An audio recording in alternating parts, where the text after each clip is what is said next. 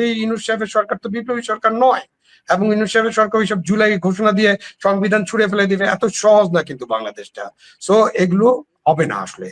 এই যে আলাপ আলোচনা, মানে এরকম একটা, যে ইউনূস সাহেব নির্বাচন দিবেন না, এটা ঠিক আছে, হতে পারে ইউনূস সাহেব নির্বাচন দিবেন না, বাট বাংলাদেশের সমস্যার সমাধান কিন্তু নির্বাচন হতে হবে।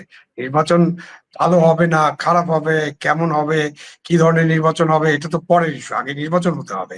নির্বাচন ছাড়া, ইনক্লুসিভ নির্বাচন যেটা বলছেন, আমি বলি নাই যে ইউনূস সাহেব নির্বাচন দিয়ে দিবেন।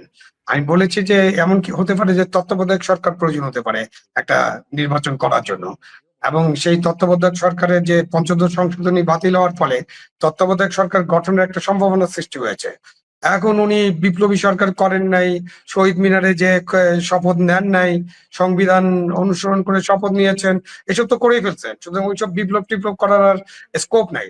ওটা আমাদের ভুলে যেতে হবে, এবং এটা কোনো বিপ্লব ছিল না, এটা একটা কোটা আন্দোলন, পরে বৈষম্য বিরোধী আন্দোলন, এবং সবচেয়ে বড় কথা হচ্ছে যে তখনকার যিনি সরকার প্রধান ছিলেন এবং সরকারে যারা ছিলেন তারা এই আন্দোলনকে তাকে কিভাবে ডিল করেছে সেটা আমরা সবাই জানি, এটা আলোচনা করার দরকার নাই।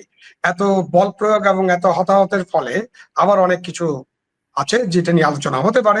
সেই সবের কারণে মানুষ আন্দোলনে অংশগ্রহণ করেছে, আন্দোলনে তো লোকজন ছিল। হ্যাঁ, ওই যে 29 মিলিয়ন, 21 মিলিয়ন, 50 মিলিয়ন খরচ করেছে, কাদের পেছনে খরচ করেছে, কোন কোন সংস্থা এগুলো পেয়েছে, এগুলো কিন্তু রেকর্ড আছে। এবং ঢাকা বিশ্ববিদ্যালয়ের একজন শিক্ষক যে ট্রেনিং এর জন্য টাকা পেয়েছেন, রেকর্ড আছে। তিনি কাদের রাজনীতির সাথে যুক্ত ছিলেন, রেকর্ড আছে। তো এইসব অনেক দীর্ঘ আলোচনা করা যায়, এবং অনেক কনস্পিরেসি থিওরি নিয়ে আমরা আলোচনা করতে পারি। এবং এইটা না দিলে ওটা দিবেন, আর তাকে চট্টগ্রাম বন্দর দিয়ে দিতে হবে, এই আমাদের দ্বীপটা দিয়ে দিতে হবে, করিডোর দিয়ে দিতে হবে, এই সব কিছুর মধ্যে দেয়ার আর মেনি প্লেয়ার্স, এবং আমাদের প্রতিবেশী আছে, অনেক রাষ্ট্র আছে, আমাদের সেনাবাহিনী আছে, যাকে আপনি দেশপ্রেমিক সেনাবাহিনী বলেন সবাই। তো সেনাবাহিনী আছে, এবং সেনাবাহিনীর ঘোরতর প্রতিবাদ আছে, এটা নিয়ে বাধা আছে। সেনাপ্রধান নিজেই বলেছেন যে নো করিডোর, তাই না, সেটা বলেছেন। এবং ইয়ার ব্যাপারে, আমাদের চট্টগ্রাম বন্দরের ব্যাপারে কথাবার্তা হচ্ছে। তো এই কথাবার্তাগুলো চলতে থাকবে। আমি এরকমটা মনে করি না যে ইউনূস সাহেব যেমন ইচ্ছা তেমন করে দেশটা চালাবেন এবং বাংলাদেশের জনগণ এটা মেনে নেবে। আওয়ামী লীগ আন্ডারগ্রাউন্ডে চলে যাবে, তারপরে এসে ভোট কেন্দ্রে হামলা করবে। একটু আগে তো উনি বললেন যে পুরো দেশটাই আওয়ামী লীগ হয়ে গেছিল, এখন কোনো আওয়ামী লীগ খুঁজে পাই না কেন? তো দেশটা তো আওয়ামী লীগ বানাই ফেলছিলাম আমরা। প্রত্যেক জায়গায় মুরাল ছিল, প্রত্যেক স্কুলের সামনে, প্রত্যেক সরকারি অফিসের সামনে, সবখানে সবকিছু ছিল, সবাই আওয়ামী লীগ হয়েছিল। এরকম তো এখন একেবারে আওয়ামী লীগ খুঁজেও পাওয়া যায় না। অবশ্যই তাদের উপরে পুলিশের নজরদারি আছে, গ্রেপ্তার আছে, তাদের মামলা মোকদ্দমা আছে, এই জন্য তারা বেরোতে পারছেন না। বাট একটা নির্বাচনকে বাধা দিয়ে দিবেন 2 মাসের মধ্যে, 3 মাসের মধ্যে, এই প্রস্তুতি আওয়ামী লীগের আছে কিনা এটা আওয়ামী লীগ নেতৃবৃন্দকে জিজ্ঞেস করলে আমরা ভালোভাবে বুঝতে পারবো। আমি বাংলাদেশে থেকে তো আমি কোনো আওয়ামী লীগের কোনো কার্যক্রম, ঝটিকা মিছিল ছাড়া আর কিছু দেখি নেই। আমি দেখি না, আমাদের ওদের যোগাযোগ নেই, তাদের তৃণমূল কর্মীরা খুব কষ্টে আছে, নেতারা তাদের খবর নেয় না। আওয়ামী লীগের তো সবাই দেশেই আছে রে ভাই। আওয়ামী লীগের 1000 লোক নেয়, এদিক ওদিক চলে গেছে।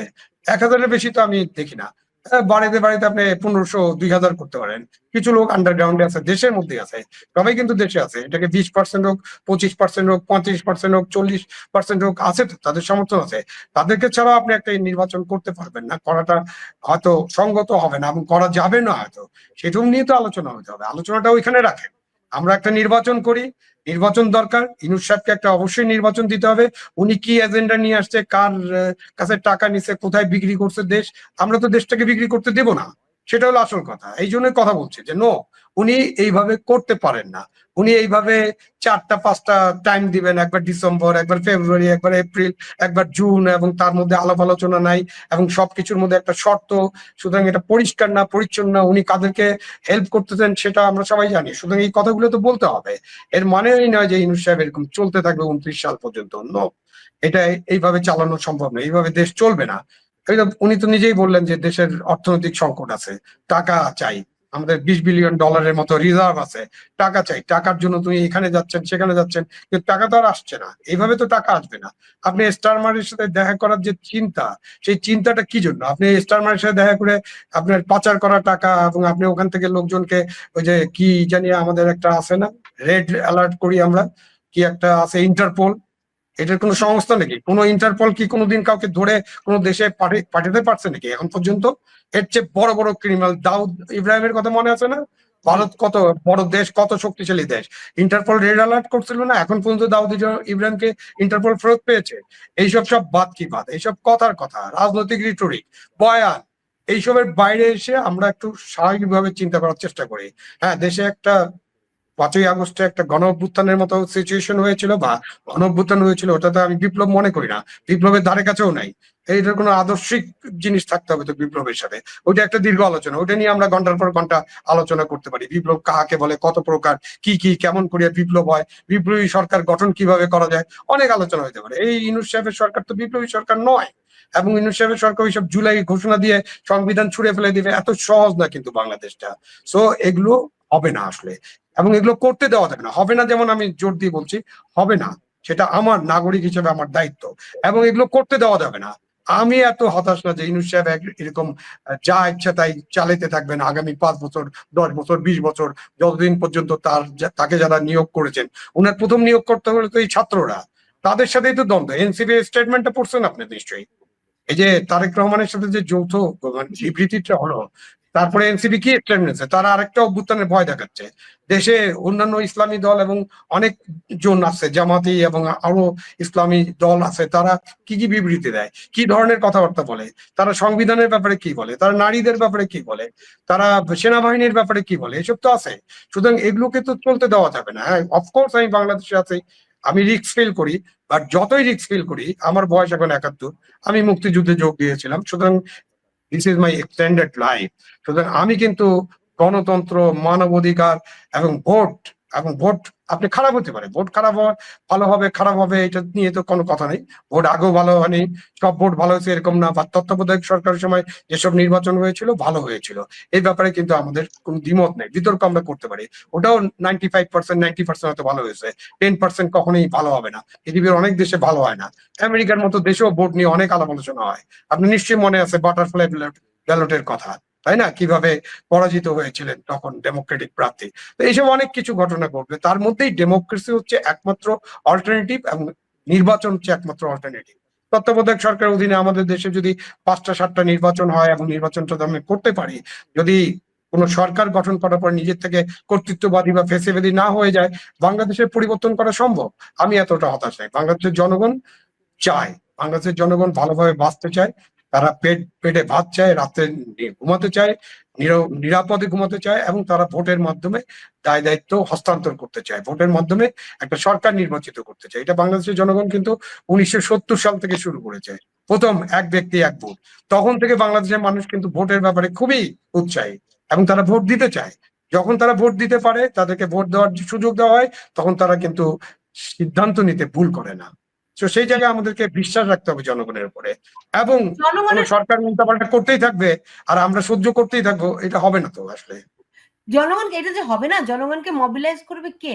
ধরেন বিএনপি, যদি তারা যদি এটার সঙ্গে আপনার যেটা যেমনটা মঞ্জুরুল হক বলছিলেন যে তাদেরকে এক ধরনের মানে নেগোসিয়েশন, ইলেকশন নিয়ে হয়নি, অন্য কোনো কিছু নিয়ে হয়েছে, মামলার কপি পকেটে রেখে ডক্টর মোহাম্মদ ইউনূস তিনি নেগোসিয়েশন হয়তো করেছেন। সেক্ষেত্রে এই যে রাজনৈতিক মানে জনগণ যে নির্বাচন চায়, নির্বাচন যদি এই সরকার না দেয়, তাহলে কে তাকে বাধ্য করবে নির্বাচন দেওয়ার জন্য? আহ বাধ্য করার তো বিষয় না, বিষয়টা হলো যে তখন তো রাজনৈতিক দলগুলো, যেমন আওয়ামী লীগ বাইরে আছে, আওয়ামী লীগ কি অ্যাক্টিভ থাকবে না? আওয়ামী লীগ তো অ্যাক্টিভ হতে পারে, হওয়ার সম্ভাবনা বেশি, এবং তাদের যে সাপোর্ট বেস আছে, তারা সেটাকে কি ব্যবহার করার চেষ্টা করছেন না? করছেন, কিন্তু সেভাবে তারা এখনো মাঠে তাদের ফলাফল আসেনি, বা তারা মাঠে নামতে পারছে না। বিএনপি কি নির্বাচন না নিয়ে এরকম বসে থাকবে নাকি? আর বিএনপি কি অনুরোধ করলাম বা সিট অ্যাডজাস্টমেন্ট করতে বললাম তাদের 100 সিট ছেড়ে দিতে হবে অমুককে অমুককে, এটা কি বিএনপি মেনে নেবে নাকি? অবশ্যই না। বিএনপি মেনে নেওয়া মানে বিএনপির কেন্দ্রীয় নেতৃবৃন্দ মেনে নিলে তো তৃণমূল নেতৃবৃন্দ মানবে না। তারা তো অপেক্ষায় আছে যে কবে তারা নির্বাচিত হয়ে সংসদে বসতে পারবেন, কারণ সংসদ তো একটা পাওয়ার হাউস, তাই না? ওখানে বসার জন্য অনেকেই উৎসাহী হয়ে বসে আছেন। এখানে যারা অপেক্ষাকৃত দুর্বল দল, যাদের জনসমর্থন নাই, যেমন যে আমাদের 4-5%, 6% আছে এরকম বলা বলি করা হয়, এবং আরো অন্যান্য যারা আছেন তাদের তো আরো সমর্থন নেই। সুতরাং এই যে দলগুলো, দুর্বল দলগুলো, তারা এই ইলেকশন নিয়ে একটা টাল বাহানার মধ্যে আছেন, একটা নতুন নতুন দাবি তুলছেন, এবং তারা ইলেকশনটাকে যাতে না হয় সেই ব্যাপারে চেষ্টা করছেন। এটা তাদের স্বার্থে তারা করছেন। সুতরাং ওই যে ছোট ছোট দল যাদের জনসমর্থন কম, তারা